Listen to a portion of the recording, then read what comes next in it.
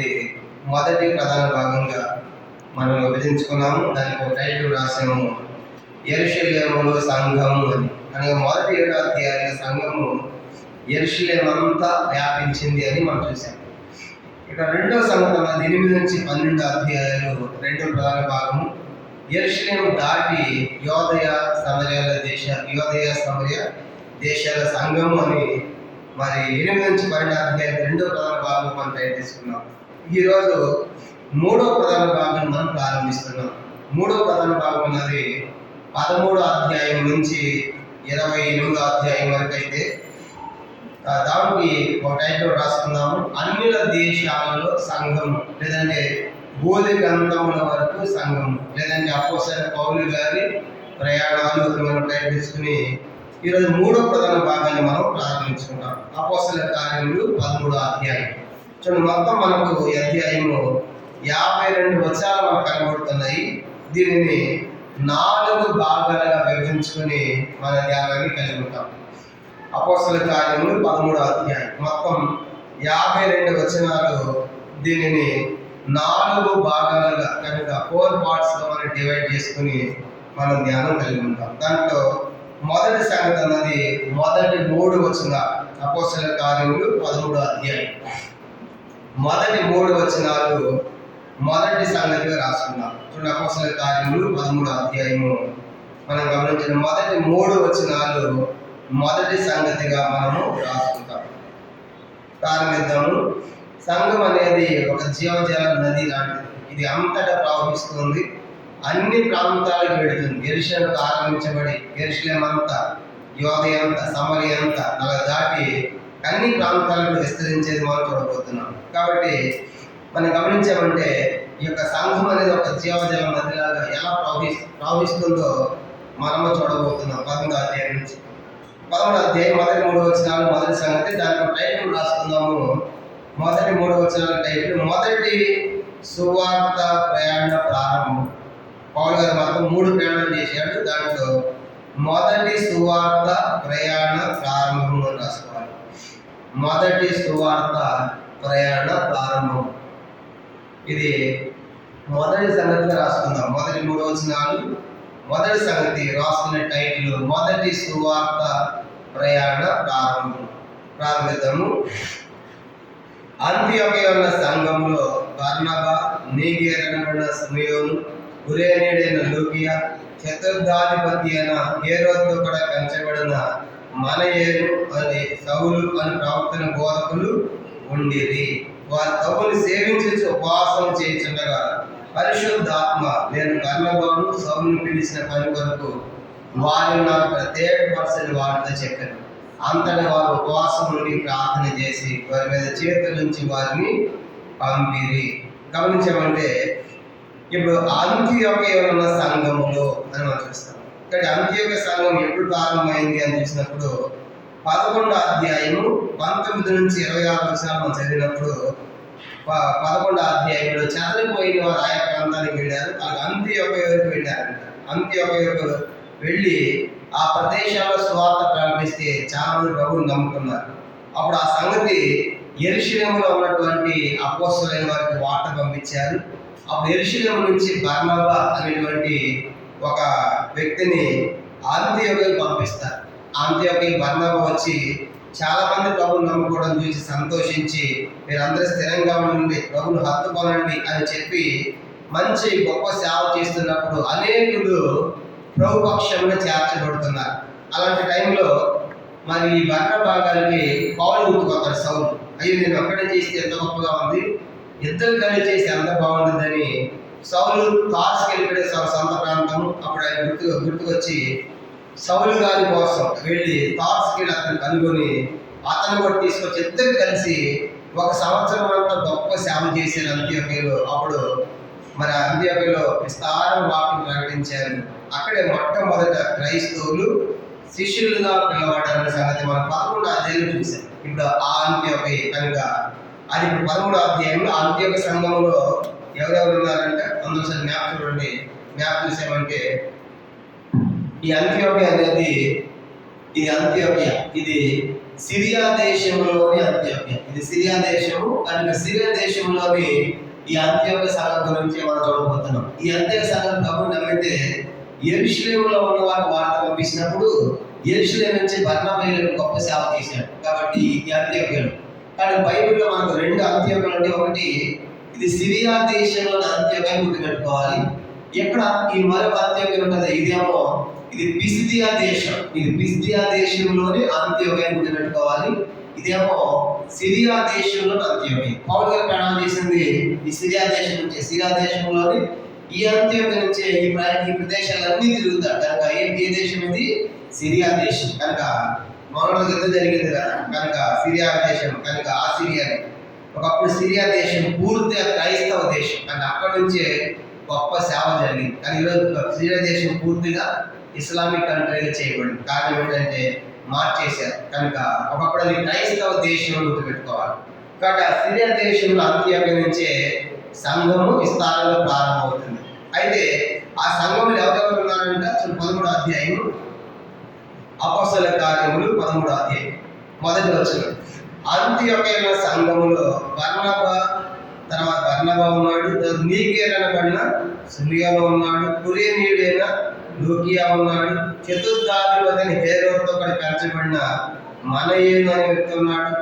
తర్వాత సౌలు అను ప్రవక్తలను బోధకులు ఉండే. వీళ్ళంతా కూడా బోధకులు ప్రవక్తలు సామాన్యులు కాదు, గొప్ప గొప్ప వారి సంఘంలో ఉన్నారు. అయితే వీళ్ళంతా ఒకే ప్రాంతం కాదు. చూడండి, మొట్టమొదటిగా బర్నబా ఉన్నాడు. బర్నబా దేని గురించి చెప్పుకున్నాము చూడండి. బర్నబాది ఈ కుప్రా ద్వీపం. బర్నబా గారిది ఈ కుప్రా ద్వీపానికి సంబంధించిన వాడు అంత్యోక్య ఉన్నాడు బర్నబా. ఆ తర్వాత మనం చూసామంటే బర్నబా దగ్గర ఇంకెవరు ఉన్నారంటే నీగేర్ అనబడిన సుమియోన్. ఆయన ఆఫ్రికా దేశానికి సంబంధించిన వాడు. కనుక ఆఫ్రికా దేశం దీంట్లో మ్యాప్ కింద ఐగుప్తు ఉంది. ఐగుప్తు కింద ఆఫ్రికా ఖండం ఉన్నమాట ఆఫ్రికా. కాబట్టి ఈయనేమో బర్నబా కుప్రా ద్వీపానికి సంబంధించిన వాడు. ఈ ఐగుప్తు కింద ఆఫ్రికా ఉంటుంది. కనుక నీగేర్ సుమియోను ఆఫ్రికా ఖండానికి చెందిన వాడు అని రాసుకోవాలి. ఇంకా ఏమన్నారంట మనం గమనించామంటే కురేనీయుడైన లూకియా, ఇతడు కూడా ఆఫ్రికా ఖండమే. ఇతడు కూడా ఆఫ్రికా ఖండానికి చెందినవాడే. ఆ తర్వాత మనయేసు అనేటువంటి వ్యక్తి ఉన్నాడు. అతడు పాలస్తీనా భూభాగానికి చెందినవాడు. మనయేసు అనేటువంటి వ్యక్తి ఏమో పాలస్తీనా భూభాగానికి చెందినవాడు. తర్వాత ఇంకెవరు ఉన్నారు? తార్సు వాడైన సౌలు. కానీ సౌలు ఉన్నాడు. సౌలు వచ్చేసేమో తార్సు ప్రాంతం. చూడండి, సౌలు తార్సు. కానీ బైబిల్లో తార్సు అనమాట. ఇది ప్రస్తుతం టర్కీ దేశం. ఇదంతా టర్కీ దేశం. కనుక బర్నబాదేమో అంత్యోక్య. అంత్యోక్య సంఘంలో బర్నబాదేమో కుప్రా, తర్వాత కురేనీయుడైన లూకియా అనేమో కింద ఐగుప్తు, నీగేర్ సుమియోను కూడా ఐగుప్తు. ఆ తర్వాత పౌలు గారిది సౌదేమో తార్సు టర్కీ దేశము. కనుక ఇలాగా మరి మనయేసు అనేది పాలస్తీనా, యెరూషలేము దగ్గర పాలస్తీనా భూభాగం. కనుక అంటే యెరూషలేము సంఘములో ఉన్న వాళ్ళందరూ ఒక ప్రాంతానికి చెందిన వాళ్ళు కాదన్నమాట. అర్థమైందా? అంటే సంఘం అంటే అంతే. కనుక సంఘం అంటే లోకంలో సంఘాలు ఉంటాయి, కుల సంఘాలు ఉంటాయి. కనుక మా కులంతా రావాలండి, మా పెద్దలందరూ మాట్లాడాలని వచ్చింది, అవి కుల సంఘాలు. ఇది కుల సంఘం కాదు. క్రీస్తు సంఘం అనేది ఆయన రక్తం ఇచ్చి కొన్న సంఘంలో ఆయా దేశస్తులు, ఆయా ప్రాంతస్తులు, భాషలు వేరైనా, ప్రాంతాలు వేరైనా, దేశాలు వేరైనా, రాష్ట్రాలు వేరైనా, వాళ్ళంతా యేసు యొక్క రక్తంలో కడగబడినారు కాబట్టి ఒక సంఘముగా ఉంటున్నారు. ఇదే క్రీస్తు సంఘం. అందుకే దేవుని యొక్క సంఘం. అందుకే అపోస్తలుల కార్యములు 20వ అధ్యాయం 28లో చెప్పబడింది, దేవుడు తన స్వరక్తినిచ్చి సంపాదించిన సంఘం. కాబట్టి దేవుడు రక్తాన్ని కార్చి సొంత రక్తంలో కొన్న సంఘం ఇది. అందుకే ఈ సంఘంలో కూడా, ఈనాడు ఉన్న సంఘాల్లో కూడా అందరూ ఒకే ప్రాంతవాసులు ఉంటారా? ఉండరు. కనుక రకరకాల జాతులు, కులాలు, మతాలు, భాషలు, వర్గాలు, కనుక ప్రాంతాలు ఎన్నో ఉంటాయి. కనుక వెనకటి చరిత్ర ఎన్నో ఉంటాయి. సంఘంలో అందరూ ఒక్కటిగా ఉంటారు. మనమంతా ఒక్కటే, మనమంతా దేవుని బిడ్డలం. కనుక అది సంఘంలో మనము అన్ని జాతుల వారు ఉంటారు సంఘంలో. కానీ అందరిని ఎక్కడ చూడాలి? మనము అందరినీ మనవారిగానే చూడాలి. అర్థమైందా? కాబట్టి వీళ్ళు మా కులస్తులైనా, ఈ మా ప్రాంతస్తులైనా చూడకూడదు. కనుక సంఘంలో అన్ని జాతులు ఉన్నప్పుడు కూడా అందరినీ మనవారిగానే ఎంచాలి. ఒక మాట చెప్పాలంటే సంఘం అనేది కుటుంబం లాంటిది. సంఘం అనేది ఎట్లా ఉంటాయి? ఎలా అంటే సంఘం అనేది కుటుంబంలో భార్య, భర్త, పిల్లలు ఎట్లాగా మేము ఒక్కటే ఉంటారు. సంఘం కూడా అంతే. సంఘం కూడా ఇది కుటుంబం లాంటిది. అందుకే మీటింగ్స్ అప్పుడు కుటుంబ ప్రార్థన చేస్తారు. మేము కుటుంబ ప్రార్థన ఎంత పెద్ద కాన్వకేషన్, మనం అంతా ఒక్కటే అనే ఉద్దేశం. కాబట్టి ఈనాటి సంఘంలో మనం కూడా అందరినీ మనవారిగించాలి. ఒరే ప్రాంతమైనా సరే మనవారిగించాలి. ఎందుకంటే వాళ్ళంతా యేసుకు వారు రక్తం ఇచ్చి కొన్నాడు కాబట్టి. ఇప్పుడు ఈ సంఘంలో కూడా మరి పాలస్తీనా చెందిన వారు ఉన్నారు, ఆఫ్రికా చెందిన వారు ఉన్నారు, టర్కీ దేశం చెందిన సౌలు ఉన్నాడు, తర్వాత కుప్రా ప్రాంతం చెందినటువంటి బర్నబా ఉన్నాడు. కానీ సంఘం అనేది ఒక ప్రాంతానికి చెందిన వారిగా ఉండాలనే సంగతి మనకు జ్ఞాపకం చేయబడుతుంది. నెక్స్ట్ 2వ వచనం, అపోస్తలుల కార్యం 13వ అధ్యాయం 2వ వచనం, వారు ప్రభువుని సేవించుచు ఉపవాసము చేయుచుండగా పరిశుద్ధాత్మ నేను బర్నబాను సౌలుని పిలిచిన పని కొరకు వారు నా ప్రత్యేక బస్సుని వారితో చెప్పారు. కనుక అక్కడ ఆ సంఘంలో ఉన్న వారందరూ కూడా వారు ప్రభువుని సేవించి ఉపవాసము చేయుచుండగా, కనుక వాళ్ళు ఎట్లా సేవ చేస్తున్నారంటే సంఘము ఉపవాస ప్రార్థనలో ఉంది. సంఘం అంటే సంఘంలో నాయకులు కావచ్చు, పెద్దలు కావచ్చు, సేవకులు కావచ్చు. సంఘములో ఉన్న నాయకులు, పెద్దలు, సేవకులు, సంఘము ఉపవాస ప్రార్థన ఉన్నప్పుడు పరిశుద్ధాత్మ దేవుడు సంఘం ఏం చేయాలో బయలుపరుస్తున్నాడు, ప్రార్థన ద్వారా బయలుపరుస్తున్నాడు. అందుకే సంఘము ప్రార్థనలో ఉండాలి. సంఘము దైవ సేవకుడు, పెద్దలు, నాయకులు అయినటువంటి వారు ప్రార్థనలో ఉన్నప్పుడు ఆ సంఘం ఏమి చేయాలనే సంగతి దేవుడే బయలుపరుస్తాడు. అందుకే వాడు ఏం చేస్తాడంటే ప్రార్థనలో పరిశుద్ధాత్మ దేవుడు మాట్లాడుతాడు. బర్నబాను సౌలును పిలిచిన పని వరకు ప్రత్యేకపరచండి, వాళ్ళిద్దరిని సేవ కోసం ప్రత్యేకపరచండి, సేవ కోసం పంపించండి దేవుడు సంఘముతో చెప్తున్నాడు. మనం ఏం చేయాలి చెప్పండి. దాన్ని బట్టి సంఘం ఏం చేయాలి? సంఘము ప్రార్థనలో ఉండాలి. సంఘం ఎప్పుడైతే ప్రార్థనలో ఉంటుందో సంఘము చేయవలసిన పనులు దేవుడు బయలుపరుస్తాడు. అందుకే సంఘ ప్రార్థన చాలా ప్రాముఖ్యమైనది. అందుకే సంఘంగా మనం కూడా సంఘ ప్రార్థన చేయాలి. సంఘ ప్రార్థన ద్వారా గొప్ప కార్యాలు మనం చూస్తాం. అలా గొప్ప కార్యాలు చూడాలంటే సంఘంలో ఉన్న నాయకులు, సేవకులు, పెద్దలైన వారు ప్రార్థనలో ఉన్నప్పుడు దేవుడు తన కార్యాలను బయలుపరిచేవాడుగా చూస్తాం. అలాగే వాళ్ళు ఉపవాసంలో ప్రార్థన చేస్తున్నప్పుడు మీరు సౌలును బర్నబాను ప్రత్యేకపరచని దేవుడు వారితో చెప్పాడు. 3వ వచనం, అంతటా వారు ఉపవాసం నుండి ప్రార్థన చేసి వారి మీద చేతుల నుంచి వారిని పంపిరి. కానీ ఇప్పుడు సంఘం ఏం చేస్తుందంటే, ఇప్పుడు సంఘము ప్రార్థనలో ఉండి వాళ్ళ కోసం ఏం చేస్తారంట, వాళ్ళ మీద చేతుల నుంచి ప్రార్థన చేసి వారిని పంపిస్తూ ఉన్నారు. ఇప్పుడు చెప్పండి, దేవుని సేవ కోసం పంపించమని చెప్పింది ఎవరు? సంఘము ప్రార్థనలో ఉన్నప్పుడు పరిశుద్ధాత్మ దేవుడు చెప్పాడు. దేవుడు చెప్పింది సంఘం చేసింది. కానీ ఇప్పుడు సంఘం ఏం చేస్తుందంటే, దేవుడు చెప్పాడు కాబట్టి సంఘం దేవుడు చెప్పిన పని సంఘము ఉపవాసం నుండి ప్రార్థన చేసి వారిని చేతుల నుంచి వారిని కనుక వారిని సంఘ సేవ కోసం పంపిస్తున్నట్లుగా మనం చూస్తాం. కాబట్టి సంఘం ఉపవాసం ఉండాలి, ప్రార్థన చేయాలి. ఈ క్రమం అన్ని సంఘాల్లో కూడా ఉండాలి. ఎప్పుడైతే మరి ఈ క్రమం ఉంటుందో సంఘము ద్వారా మనం పంపించబడాలి. దేవుని సేవకి ఎవరు పంపాలంట?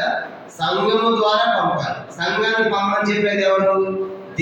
దేవుడు సంఘానికి చెప్తాడు, సంఘము పంపిస్తుంది అనమాట. కాబట్టి సంఘం ద్వారా పంపించబడిన తర్వాత ఏం చేయాలి? వ్యక్తులు బయటకు వెళ్ళి సేవ చేసేసిన తర్వాత మళ్ళా సంఘాన్ని చెప్పాలి. అందుకే సంఘంలో కొన్ని కార్యక్రమాలు తప్పనిసరిగా మనము ప్రకటన చేస్తూ ఉంటాం. సంఘానికి తెలియాలి. కానీ ఇది సంఘ క్రమం. కానీ ఇప్పుడు నా కోసం ప్రత్యేకపరచండి, నా పని కోసం ఉన్నప్పుడు పౌలు పని ప్రత్యేకపరిచాడు.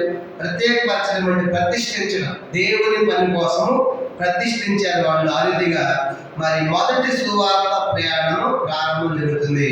దీంతో మొదటి 3 వచనాలతో మొదటి సంగతి పూర్తయింది. మొదటి సంగతి ఏమని రాసుకున్నాము? మొదటి సువార్త ప్రయాణ ప్రారంభం అని రాసుకోవాలి. మొదటి సువార్త ప్రయాణ ప్రారంభం అని రాసుకోవాలి. ఇక 4 నుంచి 12 వచనాలు అపోస్తలుల కార్యములు 13వ అధ్యాయం 4 నుంచి 12 వచనాలు రెండవ సంగతిగా రాసుకుందాం. 4 నుంచి 12 వచనాలు రెండవ సంగతి. దానికి ఒక టైటిల్ రాసుకుందాము, కుప్రా ద్వీపములో బోధించుట లేదా పరిచర్య. కుప్రా ద్వీపంలో ఇక 4 నుంచి 12 వచనాలు రెండవ సంగతి, కుప్రా ద్వీపములో బోధించుట లేదా పరిచర్య.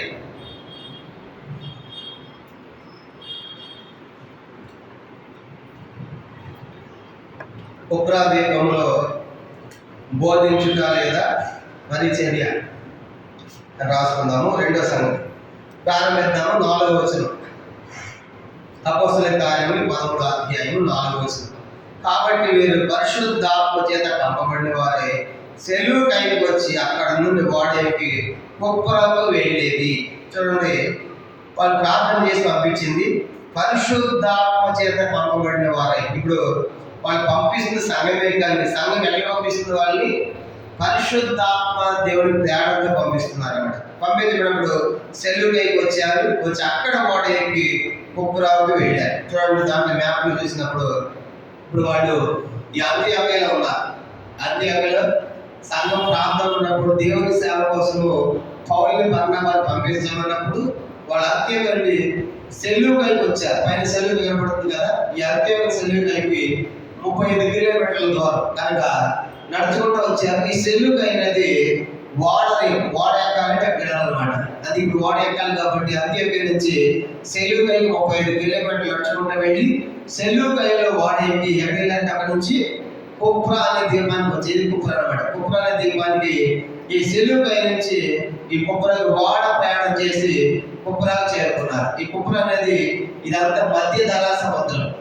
మధ్యధరా సముద్రంలో ఇది ఒక ఐలాండ్ అనమాట, దీపం కుప్రా అనేది. కనుక వాడు అంత్యోక్య నుంచి 35 కిలోమీటర్లు నడుచుకుంటూ వచ్చి సెలవుకైకి వచ్చి అక్కడ వాటర్ ఉంది కాబట్టి వాడేకి అక్కడి నుంచి వాళ్ళు కుప్రా అనేటువంటి దీపం, ఇది మధ్యధరా సముద్రంలో ఒక దీపం అన్నమాట, ఆ ప్రాంతాన్ని చేరుకున్నారు. ఇది 13వ అధ్యాయము 4వ వచనం. చూడండి ఏం జరిగింది.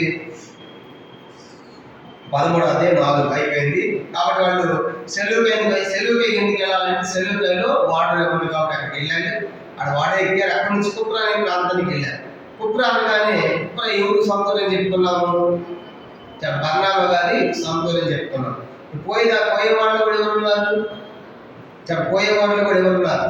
బర్నబా ఉన్నాడు. అంటే వాళ్ళు ముందు తెలిసిన ప్రాంతాలకు వెళ్తున్నారు సువార్తకి. తెలిసిన ప్రాంతాలు మనం కూడా ఎక్కడో తెలియకుండా పోయి తెగిపడే దానికంటే ముందు తెలిసిన ప్రాంతాలకు వెళ్తే కాస్త మన సపోర్ట్ కూడా దొరుకుతుంది. కనుక తెలిసిన వాళ్ళు ఉంటే మనకి కొద్ది సహకారం దొరుకుతుంది. కాబట్టి మనం మొట్టమొదట తెలిసిన ప్రాంతాల దగ్గర నుంచే ఎవరైనా సహకారులు ఉంటారు, తెలిసిన వాళ్ళు ఉంటారని ఎక్కడికే వెళ్ళినట్టుగా మనం చూస్తాం. ఇదే సరైన మార్గం, సరైన కమ్యూనికేషన్ కూడా. తెలిసిన ప్రాంతాల ద్వారా వెళ్తే బాగుంటుంది. అలాగే అది బర్నబా గారి సొంత ఊరు కాబట్టి ఆ దీపానికి వెళ్ళారు. కనుక తెలిసిన ప్రాంతము కొద్ది సహకారం కూడా ఉంటారనే ఉద్దేశంతో అక్కడికి వెళ్ళారు. 5వ వచనం, 13వ అధ్యాయం 5వ వచనం. వారు సలమీలో ఉండగా యూదుల సమాజ మందిరములలో దేవుని వాక్యము ప్రచురించుచుండిరి. చూడండి, ఆ కుప్రా దీపంలో ఒక ప్రాంతం, అదంతా దీపం. ఆ దీపంలో ఒక ఊరు ఏంటంటే సాలమి. చూడండి ఇదన్నమాట. ఈ కుప్రా ద్వీపంలో ఒక ప్రాంతము సాలమి అనే ప్రాంతానికి వచ్చారు. సాలమి కనుక కుప్రా ద్వీపం వచ్చిన ఈ ఐలాండ్ లో ఇది ఒక ప్లేస్ అన్నమాట, ఒక స్థలం. సాలమి అనేటువంటి స్థలానికి వచ్చారు. ఆ సాలమీలో ఏముంటాయి అంటే అక్కడ చాలా, చూడండి, సాలమీలో ఉండగా ఏమంట యూదుల సమాజ మందిరములలో అంటే చాలా మందిరాలు ఉన్నాయి. చెప్పండి, సాలమీలో చాలా సమాధి మందిరాలు ఉన్నాయంటే చాలా మంది యూదులు ఉన్నారన్నమాట. చాలా మంది యూదులు ఉన్నారు కాబట్టి చాలా సమాధి మందిరాలు ఉన్నాయి. చాలా మంది క్రైస్తవులు ఉంటే చాలా మంది, చాలా చర్చిలు ఎలా ఉంటాయో మందిరాలు ఎట్లా ఉంటాయి. ఇక్కడ కూడా యూదుల సమాజ మందిరములలో అంటే యూదుల సమాజ మందిరాలు ఎక్కువగా ఉన్నాయంటే అర్థం ఏంటంటే యూదులు అక్కడ ఎక్కువగా ఉన్నారన్నమాట. అక్కడ వెళ్ళి వాక్యము ప్రచురించుచుండిరి అని చూస్తాం. అది ఇప్పుడు అది ఏం ప్లేస్ చెప్పండి, ఏం ప్లేస్ అంటే అది కుప్రా ద్వీపంలో సాలమి అనే ప్రాంతం. ఈ సాలమి అనే ప్రాంతం ఏంటంటే ఇది ఆ ప్రాంతానికి ఇది వాణిజ్య నగరం. చెప్పండి, ఈ ప్రాంతం, ఆ ప్రాంతం దాన్ని ఏమంటారు? అది వాణిజ్య నగరం. ఇప్పుడు చూడండి, మన భారతదేశానికి వాణిజ్య నగరం ఏంటి? మన భారతదేశ వాణిజ్య నగరం బాంబే, ముంబై. కనుక మన భారతదేశానికి వాణిజ్య వర్తక వ్యాపారాలన్నీ కూడా వేరే దేశాల నుంచి షిప్లో ఓడలు ఎక్కడికి వస్తాయి? బాంబేకి వస్తాయి, ముంబై. కనుక అది మన దేశం అంతటికి వాణిజ్య నగరం. కనుక చాలా పెద్ద అన్నమాట. మన భారతదేశానికి బాంబే ఎట్లా వాణిజ్య నగరమో ఈ కుప్రా ద్వీపానికి కూడా సాలమి అనేది అట్లాంటి వాణిజ్య నగరం. కనుక అంటే వర్తక వ్యాపారాలు బాగా జరుగుతాయి అన్నమాట. అందుకే ద గేట్ ఆఫ్ ఇండియా అంటారు ముంబై. కనుక భారతదేశ ముఖం అంటారు. అన్ని ప్రాంతాల్లో షిప్లన్నీ కూడా అక్కడ రావాల్సింది. కనుక బాంబే దాన్ని వాణిజ్య నగరం అంటారు. అలాగే ఈ సామి అనేది కూడా అట్లాంటి వాణిజ్య నగరంగా మనం చూస్తాం. అక్కడ ఏం జరిగిందంటే అపోస్తలుల కార్యములు 13వ అధ్యాయం చూడండి 5వ వచనం 13:5లో అక్కడ వారు ఉండే వాక్యాన్ని ప్రచురించారు. యోహాను వారికి ఉపచారం చేయువాడై ఉండెను. ఇప్పుడు పోయింది ఎంతమంది వార్త పాటు చెప్పండి. పోయింది ఎవరు ప్రయాణంలో? పౌలు గారు, బర్నబా ఇద్దరే పోయారు. కానీ మూడో వ్యక్తి ఎవరు కనబడుతున్నారు? యోహాను. కానీ యోహాను శిష్యుడిగా వాళ్ళందరికీ పరిచయం జరిగిందండి. ఎవరు యోహాను అంటే ఇతడే మార్కు సువార్త రాసిన మార్కు గారికి మరొక పేరు ఏమని చెప్పుకున్నాము? యోహాను అని చెప్పుకున్నాం. అపోస్తలుల కార్యాలు 12:12లో కూడా చదువుకున్నాము. ఆయన తల్లి ఉంది, ఆయన తల్లి పేరు మరి అని చెప్పుకున్నాము. యెరూషలేములో వాళ్ళ సొంత ఇల్లు ఉందని చెప్పుకున్నాము. ధనవంతులు కుటుంబం అని చెప్పుకున్నాము. ఆయన యోహాను గారికి మరొక పేరే మార్క్ అన్నమాట. కానీ ఇప్పుడు మార్కు సువార్త రాసిన మార్కు గారు కూడా పౌలు గారితో బర్నబాతో ఈ మిషనరీ ప్రయాణంలో సువార్త సేవలు ఉన్నాడు. ఈయన వాళ్ళకు పరిచయం చేయడానికి వెళ్తున్నాడు అనమాట. వాళ్ళకి ఏం చేయాలంటే వాళ్ళకి పరిచయం, బహుశా వాళ్ళకి భోజన సదుపాయాలు వండి పెట్టడం, వాళ్ళు చూసుకోవడానికి పౌలు గారు బర్నబా గారికి వాళ్ళు చూసుకోవడానికి పరిచయం చేయడానికి మాతో పాటు యోహాను కూడా బయలుదేరారు. అంటే ఇప్పుడు మొత్తం మనకి ఎంత కనబడుతున్నారు చెప్పండి? పౌలు గారు, బర్నబా, తర్వాత యోహాను. అయితే మెయిన్ ఇద్దరైతే వాళ్ళిద్దరే. కానీ వాళ్ళిద్దరికి సహాయం చేయడానికి సహకారులుగా పరిచయం చేయడానికి యోహాను గారు కూడా అంటే మార్కు గారు కూడా బయలుదేరి వచ్చాడని చూస్తాం. 6వ వచనం వారు ఆ దేహమంతా సంచరించి పాపు అనే ఊరికి వచ్చినప్పుడు, ఇప్పుడు చూడండి ఆ దీపంలోని మరొక ప్రాంతం కనబడుతూ ఉంది. చూడండి, పాపని ప్రదేశం కూడా మనకి జ్ఞాపకం కనబడుతుంది. ఇప్పుడు ఈ యొక్క కుప్పల ప్రాంతం వచ్చారు, అంత్యం నుంచి బయలుదేరారు, 35 కిలోమీటర్లు నడుచుకుంటూ వచ్చారు, సెలుకలు వాడెక్కారు, కుప్పల దీపంలో దిగారు. దిగి ఈ ప్రాంతంలో సాల్మి అనే ప్రదేశానికి వెళ్ళారు. చాలా సమాధి మందిరాలు ఉన్నాయి, అక్కడ వాక్యం చెప్పారు. యోహాను కూడా ఉన్నాడు. ఆ తర్వాత ఇదంతా తిరిగి పాపు అనేటువంటి మరొక ప్రాంతానికి వచ్చేది. ఇదంతా ఆ దీపంలోనే ఈ పాపు అనేటువంటి ప్రదేశానికి వచ్చేది అనమాట. ఈ పాపు అనేది ఆ ప్రాంతానికి అది రాజకీయ నగరం. దాన్ని ఏమంటారు? పాపు అనేది ఆ ప్రాంతానికి అది రాజకీయ నగరం. సాల్మియా నగరం చెప్పుకున్నాం. సాల్మియా నది వాణిజ్య నగరం, వర్తక వ్యాపారాలు జరిగే వాణిజ్య నగరం అయితే పాపు అనేది ఏమో రాజకీయ నగరం. ఇప్పుడు మన భారతదేశానికి రాజకీయ నగరం ఏంటి చెప్పండి? మన భారతదేశానికి రాజకీయ నగరం ఏంటి? ఢిల్లీ. కనుక ఏంటంటే ఢిల్లీ గల్లీలో రాజకీయాలన్నీ అక్కడ కలిపి ఢిల్లీకి అక్కడే పట్లాడుతూ ఉంటారు. అక్కడే మంత్రులు కనుక టీము కనుక వాళ్ళకి సంబంధించిన డేటాలు మొత్తం అక్కడ ఉన్నారు. కనుక ఇప్పుడు మన భారతదేశానికి ఢిల్లీ అనేది రాజకీయ నగరం. అందుకే అన్ని రాష్ట్రాల ముఖ్యమంత్రులు అందరూ అక్కడికే పోతారు. కనుక అర్థమైంది. అట్లాంటి గవర్నమెంట్ సంబంధించినటువంటి వారంతా ఉండేటువంటి ప్రాంతం కనుక అది ఢిల్లీ. ఎట్లా మనకు రాజకీయ నగరం చెప్పండి? కుప్రా దీపానికి ఇది రాజకీయ నగరం. అంటే ఇది రోమా కంట్రోల్లో ఉంది. అందరూ చూడండి, ఇదంతా రోమ్ ఎక్కడ ఉంది? రోమ్ అన్నమాట, ఇటలీ. ఇది రోమా సామ్రాజ్య టైం. రోమా సామ్రాజ్యం రోమా సామ్రాజ్యం పరిపాలన ఉంది. కానీ ఇది రోమీల యొక్క పాలనలు ఇవన్నీ ఉన్నాయి అన్నమాట. రోమీల యొక్క పాలనలు. ఇప్పుడు ఈ దీపం కూడా రోమా కంట్రోల్లోనే ఉంది. ఎవరి కంట్రోల్లో ఉంది చెప్పండి?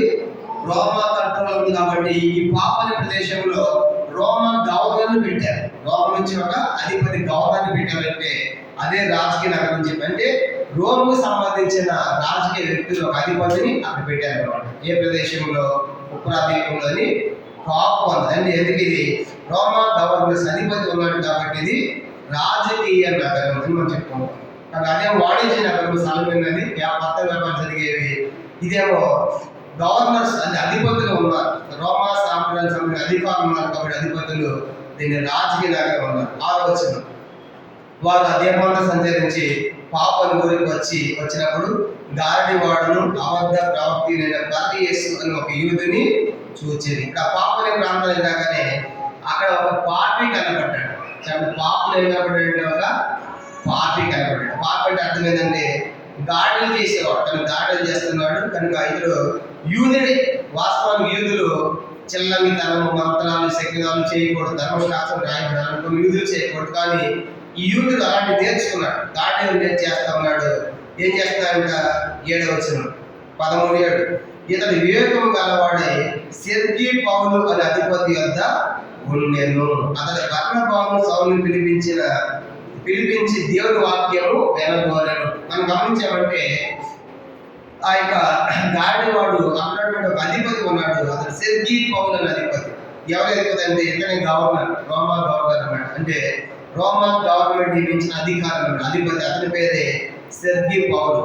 కుప్రా ద్వీపంలో ఏ ఊళ్ళో ఉన్నాడు? ఈయన పాప్ అనే ప్రాంతంలో ఉన్నాడు. కనుక పాప్ అనే ప్రాంతము రాజకీయ నగరం ఎందుకు చెప్పుకున్నామంటే అక్కడ రోమా గవర్నర్ అధిపతి ఉన్నాడు కాబట్టి అది రాజకీయ నగరం.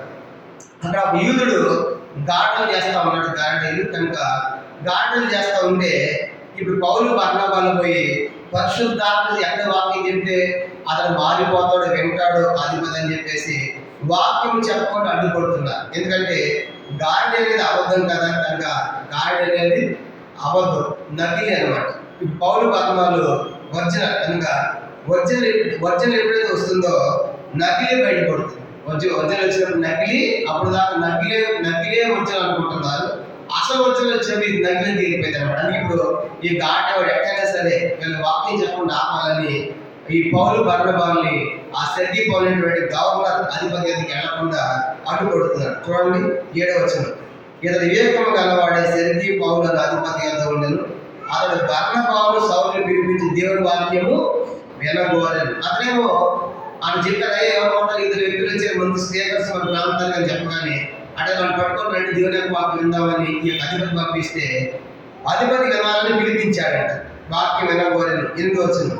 అయితే ఎలుమ ఆ అధిపతిని విశ్వాసం అగిపోవాలని యత్నము చేసి వారిని ఎదిరించను. ఎలుమ అనే పేరు నాకు గాడివాడని అర్థం. ఇక్కడ గాడివాడు చేస్తా అంటే ఈ సెర్గీలో అధిపతి గవర్నరేమో వాక్య వినాలని పిలిపించుకుంటా ఉంటే ఇతను ఏం చేస్తున్నాడు? గాడివాడు అడ్డుపడుతున్నాడు.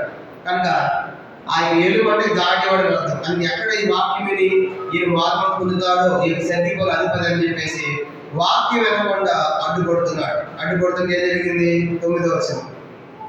అందుకు పౌలు అనబడిన సౌలు పరిశుద్ధాత్మతో నిండిన వాడే. కనుక సౌలు అన్నది హీబ్రూ పదము, పౌలు అన్నది గ్రీకు పదం. కనుక సౌలు అంటేనేమో హీబ్రూ, పౌలు అంటేనేమో గ్రీకు నామం. కనుక కానీ ఇప్పుడు పౌలు అనబడిన సౌలు పరిశుద్ధాత్మతో నిండిన వాడే. ఏం చేస్తున్నాడు? 10వ వచనం. అతని పేరు చూసి సమస్త కపటముతోను సమస్త దుర్మార్గముతోను నిండినవాడ, అపాధికమాడ, సమస్త నీతికి విరోధి, నీ ప్రభు యొక్క తెల్లని మార్గం చెడగొట్టుట మానవ. ఇదిగో ప్రభు తన చేయి నీ మీద ఎత్తి ఉన్నాడు. నీవు కొంతకాలం గుడ్డివాడవై సూర్యుని చూడకుందు అని చెప్పాను. వెంటనే మబ్బులు చీకటియు అతని కమ్మెను కనుక అతను తిరిగి ఎవరైనా చేయబట్టుకొని నడిపించరా అని వెతుకుతున్నాడు. అంతటా ఆ అధిపతి జరిగేదాన్ని చూచి ప్రభు బోధకు ఆశ్చర్యపడి విశ్వసించను. గమనించామంటే ఎప్పుడైతే ఇంకా దాటో అడ్డుపడుతున్నాడో పౌలు గారు సీరియస్ అయిపోతున్నాడు. సీరియస్ అయిపోయి కనుక అతను పుల్లు కాసిస్తున్నాడు. ఏమంటున్నాడు? 10వ వచనం. సమస్త కపటముతో సమస్త దుర్మార్గం నిండినవాడ, గాడివాడు. కనుక ఎదుమన్నటువంటి గాడివాడు నిండినవాడ, నువ్వు ప్రభు యొక్క తిరుమల మనం చెడగొడుతున్నావు. నువ్వు ప్రభు తన చేయి మీద ఎత్తున్నాడు. నువ్వు కొంతకాలం గుడ్డివాడు అయిపోతావు, కానీ ఏమి చూడకుండా ఉంటావు. కానీ వెంటనే మొక్కుగా మాత్రం గుడ్డివాడు అయిపోయాడు. ఇప్పుడు చెప్పండి, పౌలు గారు కూడా మరి యేసు ప్రభువారు ఉన్న 12 మంది సూపర్ పవర్స్ ఉన్నాయి. వాళ్ళు ఎలాంటి అద్భుతాలు చేశారు. సేమ్ అలాంటి అద్భుతం అలాంటి పవర్ ఎవరికి ఉంది?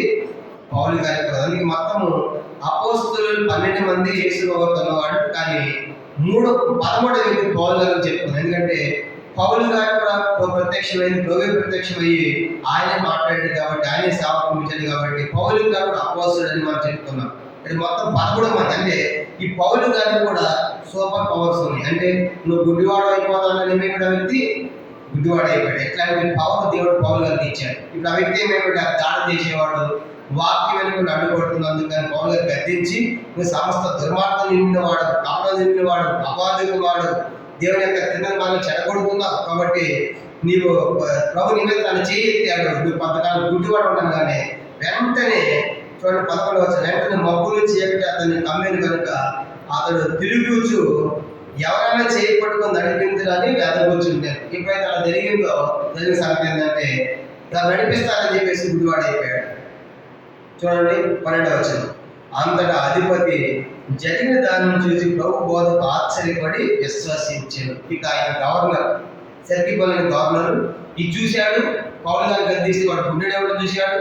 వాళ్ళు చెప్పిన బోధ అతను ఆశ్చర్యపడి ఇది నిజమే అని చెప్పేసి అతడు విశ్వసించినట్టు అతడు దేవుణ్ణి నమ్ముకున్నాడు. కాబట్టి ఇప్పుడు పాప అనే ప్రదేశంలో ఒక పాపి కనపడ్డాడు. పాపి గారడేవాడు, వాడు మాట్లాడేది కానీ కనుక అధిపతి మారాడు, గవర్నర్ మారాడు, అధిపతి మారాడు. పిలిపించి వాక్యం చేపించుకుని విని చెప్పిన బోధ విన్నాడు. జరిగిన కార్యం చూసి ఆశ్చర్యపడి ఆయన దేవుని నమ్ముకున్న వాడిగా మనకి కనపడుతుంది. ఇతడు కొంతకాలం గుడ్డివాడైపోయాడు, ఆ యొక్క గారడేవాడు. దీంతో మనకి రెండవ సంగతి అంతా పూర్తయింది మనం చూస్తాం. అపోస్తలుల కార్యములు 13వ అధ్యాయం 4 నుంచి 12 వచనాలు రెండవ సంగతి పూర్తయింది. ఇక మూడవ సంగతి అనేది 13 నుంచి 41 వచన. అపోస్తలుల కార్యములు 13వ అధ్యాయం 13 నుంచి 41 వచనాలు మూడవ సంగతిగా రాసుకుందాము. దానికి ఒక టైటిల్ రాసుకుందాము. దానికి ఒక టైటిల్ పిసిదియలోని అంతియొకయలో బోధించుట. పిసిదియలోని అంతియొకయలో బోధించుట, అది మూడవ సంగతిగా రాసుకున్నాం. పిసిదియలోని అంతియొకయలో బోధించుట అనేది మూడవ సంగతిగా మనం రాసుకుంటాం. ప్రారంభిద్దాము. 13వ వచనం. పౌలు గారు బర్నబా ఏ ప్రదేశంలో చెప్పి మ్యాప్లో చూసి ఎక్కడ ఉన్నారు ఆయన వాళ్ళు మ్యాప్లో చూసి వాళ్ళు ఏ ప్రదేశంలో ఉన్నారు. కుప్రా ద్వీపంలోని పాపు అనే ఊర్లో ఉన్నారు. వాడు ఎక్కడి నుంచి బయలుదేరారు? సిరియా దేశంలోని ఆంతియోకు బయలుదేరారు. 35 కిలోమీటర్లు నడుచుకుంటూ వెళ్ళి సిలువకి వెళ్ళారు. వాడే ఎక్కడి నుంచి కుప్రా ద్వీపానికి వెళ్ళారు. అక్కడ కుప్రా ద్వీపంలో మొదటి ప్రదేశం సాలై వాడి నగరానికి వెళ్ళారు. సమాజం మందిని వాక్యం చెప్పారు. యోహాను పరిచయం చేశాడు వాళ్ళకి. ఆ సలహా చాటించిన వాళ్ళు అదే ప్రదేశంలో పాపు అనే ప్రదేశానికి వచ్చారు. అక్కడ గాడి వాడిని గద్దించి గుడ్డివాడైపోయాడు. సెర్గిపల్లి అధిపతి గవర్నర్ ప్రభుని నమ్ముకున్నాడు. పాపులో ఉన్నాడు. వాళ్ళు ఉప్రాదీపుల పాపు అనే ప్రదేశంలో ఉన్నారు. ఇప్పుడు ఏం జరుగుతుంది? 13వ వచనం చూడండి. అపోస్తలుల కార్యం 13వ అధ్యాయం 13వ వచనం. తరువాత పౌలును అతనితో కూడా ఉన్నవారు ఓడెక్కి పాపు నుండి బయలుదేరి పంఫూలియలో ఉన్న పెర్గేకి వచ్చేది. అచ్చట యోహాను వారిని విడిచిపెట్టి యెరూషలేమునకు తిరిగి వెళ్ళారు. అందరూ చూడండి, ఇప్పుడు వాళ్ళు పాపు నుంచి బయలుదేరారట. బయలుదేరి ఎక్కడికి వచ్చారు? పంఫూలియలో ఉన్న పెర్గేకి వచ్చారు. చూడండి మ్యాప్లో గమనించామంటే ఇప్పుడు వాళ్ళు ఇక్కడ పాపు నుంచి బయలుదేరి గమనించామంటే ఈ పంఫూలిలోని పెర్గే అనే ప్రాంతానికి వచ్చారు. ఇదంతా పిసిదియా దేశం. ఇదే దేశము పిసిదియా దేశము. ఇది పంఫూలి అనే ప్రాంతము. ఇక్కడ పెర్గే అని కనబడుతుంది. పెర్గే అనే ప్రాంతానికి వచ్చారు. పెర్గే అనే ప్రాంతానికి రాగానే ఏం జరిగిందంటే పౌలు బర్నబా దేవాలయం చెప్పుకున్నాం పరిచయం చేయడానికి యోహాను మార్పించాడు కదా. ఈ పెర్గేకి రాగానే ఆయన వెనక్కి వెళ్ళిపోయాడు. నేను మీతో పాటు పరిచయం అని చెప్పేసి నాన్న కూడా చెప్పుకున్నాను ఆయన గురించి. ఆయన అక్కడ పెర్గే దాకా వచ్చి వెనక్కి వెళ్ళిపోయాడు. పౌలు బర్నబాలు పెర్గేకి వచ్చారంట. చూడండి, పెర్గే నుంచి నెక్స్ట్ ఇది పిసిదియా దేశం. ఏదంటే ఏ దేశం ఇది?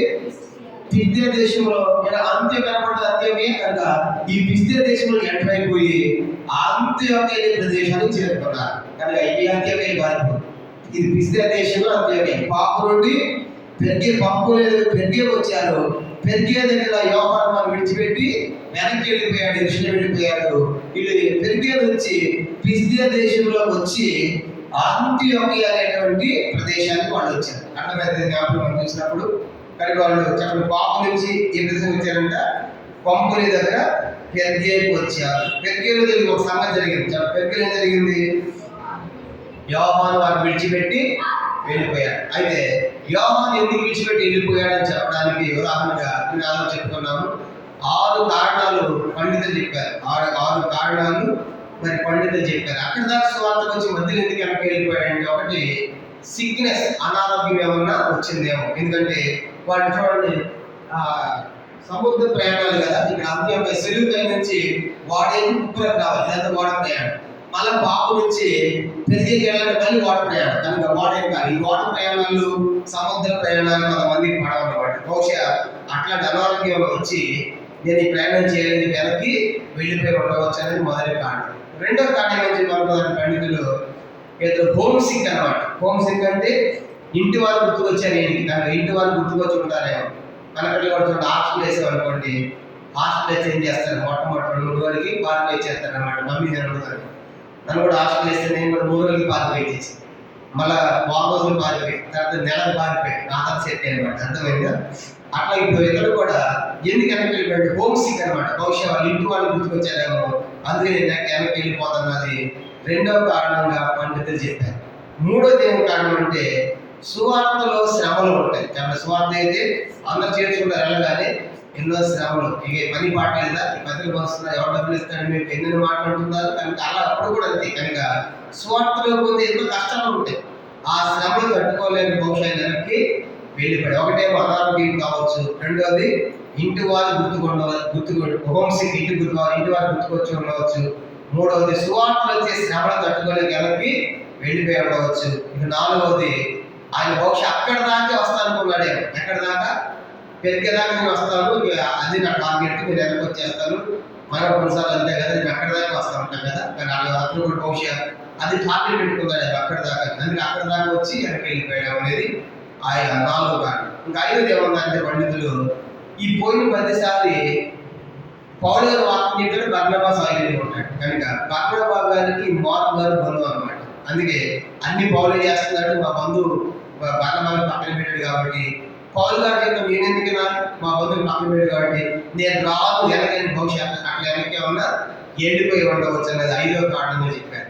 ఇంకా 6వ కారణం ఏంటంటే మార్కు సువార్త రాసినప్పుడు అక్కడ యేసును పట్టుకున్నప్పుడు ఒక పొరచోడు పారిపోతాడు. మార్కు సువార్త 14వ అధ్యాయం, మార్కు సువార్త 14వ అధ్యాయం, మార్కు సువార్త 14వ అధ్యాయం 50 వచ్చినాడు. మార్కు సువార్త 14వ అధ్యాయం 50 వచ్చినాడు. అప్పుడు వారందరూ ఆయన విడిచి పారిపోయారు. శిష్యులు అనమాట, అందరు పారిపోయారు. అప్పుడేం జరిగింది? 51 తన దిగంబర శరీరం మీద నారబట్ట వేసుకున్న ఒక పడుచువాడు ఆయన వెంట వెళ్ళుచుండగా వారు అతన్ని పట్టుకొని అతను నారబట్ట విడిచి దిగంబరుడై పారిపోయాడు. యేసును పట్టుకున్నప్పుడు శిష్యులందరూ పారిపోతున్నారు. అక్కడ ఒక పడుచువాడు మాత్రము ఆయన వెంట పోతాడు యేసు వెంట. అప్పుడు ఇతను పట్టుకున్నారు, ఇతను బాబు నన్ను కూడా సిలివేస్తాను చూడని భయపడి పడుచువాడు వాళ్ళ చేతిలో బట్ట విడిచిపెట్టి దిగంబరుడు వస్త్రాలు లేకుండా పారిపోయాడు. ఎవరి పడుచువాడు అంటే బహుశా మార్కు అయి ఉండవచ్చు అనేది పండితుల అభిప్రాయం. కనుక ఎవరికి పడుచువాడు మార్కు, ఇతను మరొక పేరేంటి? యోహాన్. కాబట్టి ఆ పడుచువాడు ఎవరో కాదు, మార్కు సువార్త రాసిన మార్కు అయి ఉండదు. ఎందుకంటే మధ్యలో సువార్తలు వెనక్కి వెళ్ళిపోయాడు, అంటే ఎక్కడో బహు దగ్గర పట్టుకుని పారిపోయి ఉండవచ్చింది ఆ కారణాలు చెప్పారు. ఈ కారణాలు బట్టి బహుశా యోహాన్ లేదా మార్కు వెనక్కి వెళ్ళిపోవచ్చు. వెనక్కి వెళ్ళిపోయినాడు లేడు ఆయన. మళ్ళా స్వాతంత్రం సాగుతాడు. తర్వాత పౌలు దగ్గరికి వెళ్తాడు, బర్నబా దగ్గరికి వెళ్తాడు, ఆ తర్వాత పేతురు దగ్గరికి వెళ్తాడు, గొప్ప పరిచయం చేస్తాడు. ఉదాహరణగా చూడండి, పౌలు గారు ఏమంటాడు ఆయన గురించి? 2 తిమోతి పత్రిక 4వ అధ్యాయం. వెనక్కి వెళ్ళిపోయాడు, తర్వాత మళ్ళీ వచ్చి సేవలో ఉంటాడు. సేవల సంఘం అంటే సేవల ఆశ సేవలు అతని. కనుక మమకారు ఆశ ఉంది, సేవ అంటే పరిచయం ఆశ ఉంది కాబట్టి మళ్ళీ వెనక్కి వెళ్ళిపోయిన వాడు తప్ప సర్వీస్ గురించి చేరాడు, సేవ చేశాడు. చివరి పౌలు గారు ఏమని రాస్తారు పత్రిక? 2 తిమోతి పత్రిక 4వ అధ్యాయం 11వ వచనం. 2 తిమోతి 4:11 లోకం మాత్రమే నా అయితే ఉన్నాడు, మార్కుని వెంట పెట్టుకొని రమ్ము, అతడు పరిచారం నిమిత్తం నాకు ప్రయోజనకరమైన. పౌలు గారు ఈ చివరి పత్రిక రాశాడు. ఇక 2 తిమోతి పత్రిక తర్వాత పౌలు గారు చనిపోతాడు అనమాట. చనిపోయి చివరి పత్రికలో తిమోతి నువ్వు వస్తా ఎవరిని తీసుకుంటారా? మార్కుని తీసుకుంటా. మాకు లోకం ఉన్నాడు కానీ మార్కు ఏం చేస్తాడు? నాకు పరిచయం నిమిత్తం పరిచయం చేస్తాడు. బహుశా పౌలు గారు బట్టలు ఉతికాడా, మనకు భోజనం పెట్టాడా, మనకు పరిచయం చేశాడు కాబట్టి పౌలు గారు మార్కు నాకు ప్రయోజనకరంగా ఉన్నాడు. అంటే ఒకప్పుడు వద్దన్నటువంటి పౌలు ఇప్పుడు ఆయన ప్రయోజనకరమని చెప్పాడు. తర్వాత మార్కు గురించి పౌలు ఏమని రాశాడు? కొలస్సీ పత్రిక 4వ అధ్యాయం, కొలస్సీ పత్రిక 4వ అధ్యాయం 10వ వచనం. కొలస్సీ 4వ అధ్యాయం 10వ వచనం. కొలస్సీ 4:10 కూడా చదువుతాం. కొలస్సీ పత్రిక 4:10 నాతో కూడా చెరలో ఉన్న అధిష్కారకును బర్నబాకును సమీప జ్ఞాతైన మార్కుని మీకు వందనములు చెప్పుచున్నారు. ఈ మార్కును గురించి మీరు ఆజ్ఞలు పొందుతుంది, ఇతను మీ ఎద్దకు వచ్చిన ఇతన్ని చేర్చుకొనుడి. పౌలు గారు ఒకప్పుడు వద్దన్నటువంటి మార్క్ గురించి ఏమో రాశాడు? మార్కునికి వస్తే వాడు చాలా డేంజర్ జాగ్రత్త అని చెప్పాలి. ఏమని చెప్పాడు? మార్కు అతని మీరు చేర్చుకోరండి. తక్కువైంది కానీ మళ్ళీ తిరిగి సమకూర్చబడ్డాడు కాబట్టి అతను చేర్చుకోరండి మంచి సాక్ష్యం పౌలు గారు రాశాడు. మరి పేతురు ఏమన్నాడు? మొదటి పేతురు పత్రిక 5వ అధ్యాయం, మొదటి పేతురు పత్రిక 5వ అధ్యాయం 13వ వచనం. మొదటి పేతురు పత్రిక, పేతురు రాసిన మొదటి పత్రిక 5వ అధ్యాయం 13వ వచనం. బబులోనులో మీ వలె ఏర్పరచబడిన ఆమె నా కుమారుడైన మార్కుని మీ వందనములు చెప్పుచున్నాడు. పేతురు గారు అన్నాడు మార్కు గురించి, నా కుమారుడైన మార్కు.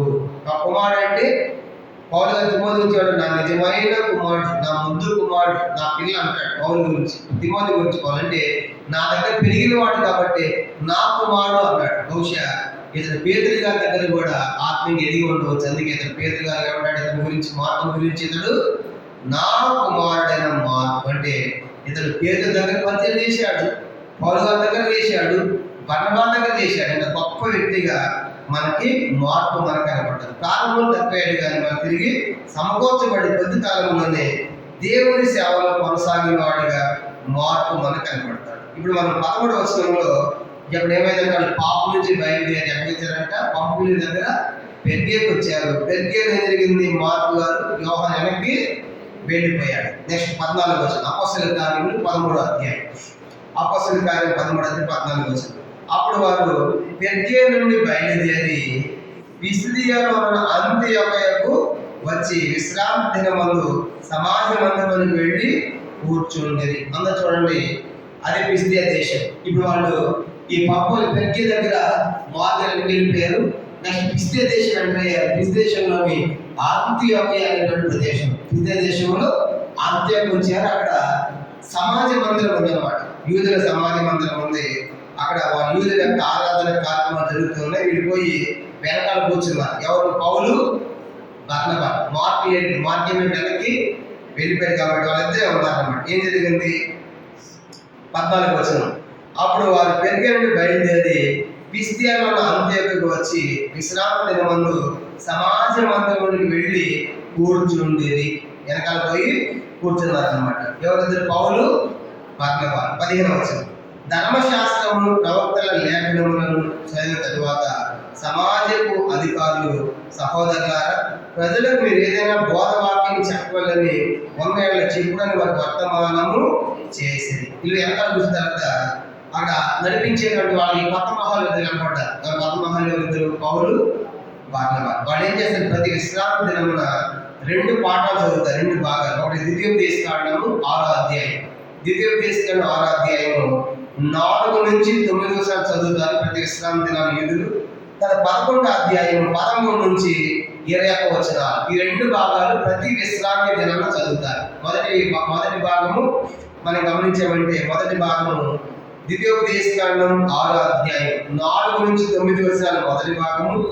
రెండవ భాగం 11వ అధ్యాయం 13 నుంచి 21 వచనాలు రెండవ భాగం. ఈ 2 భాగాలు ఈ యూదులు ప్రతి విశ్రాంతి దినాన్ని చదివే పాఠాలు అన్నమాట, చదివే భాగాలు అన్నమాట. అలాగా చదివిన తర్వాత వాళ్ళ కార్యక్రమం అయిపోయింది.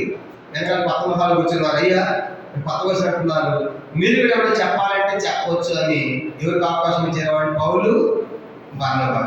మనం ఇష్టం అంటారు కొత్త వచ్చారని ఇస్తామా?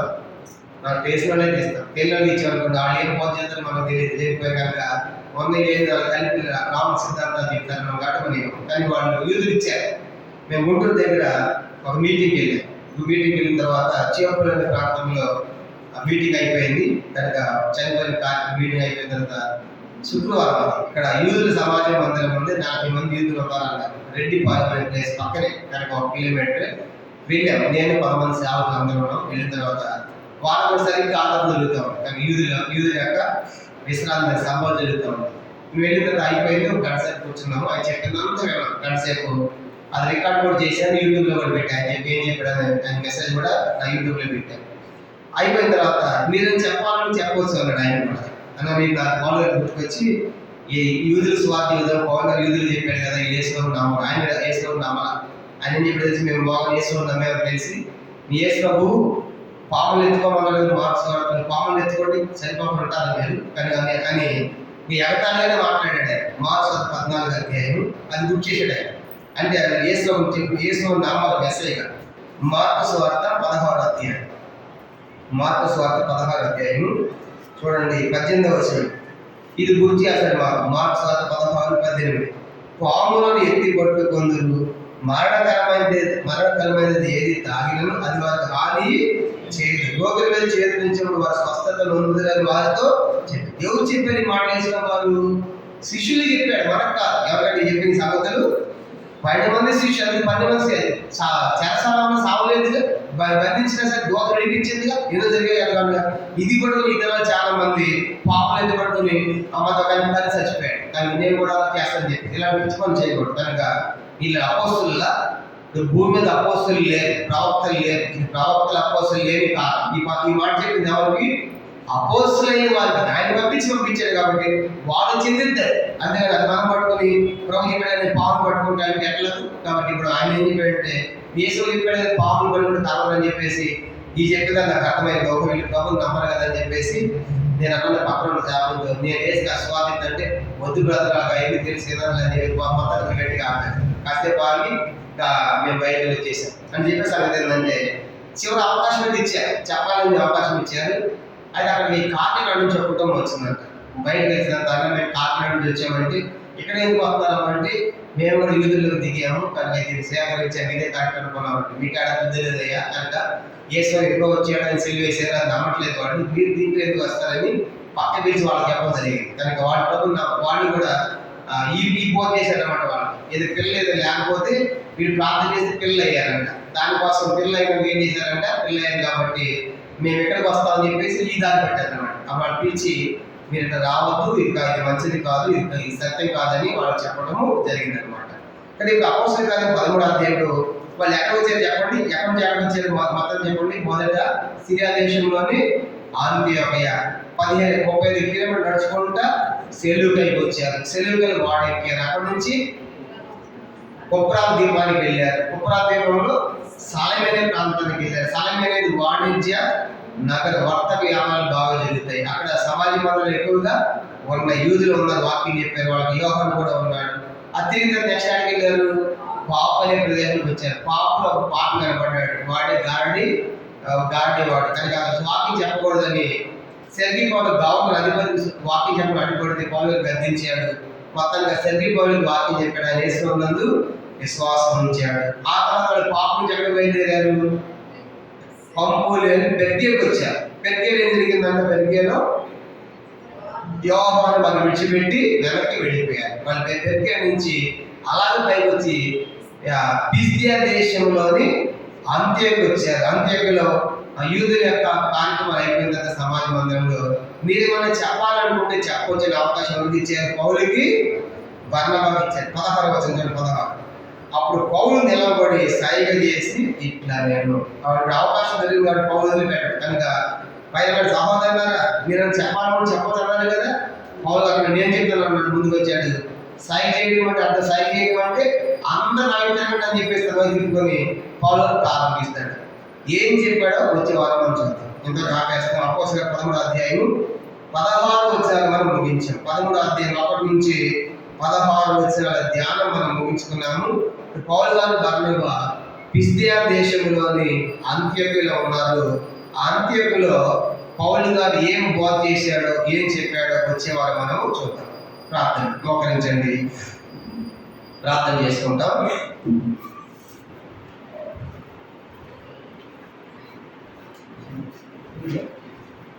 ప్రార్థన చేసుకుంటాము.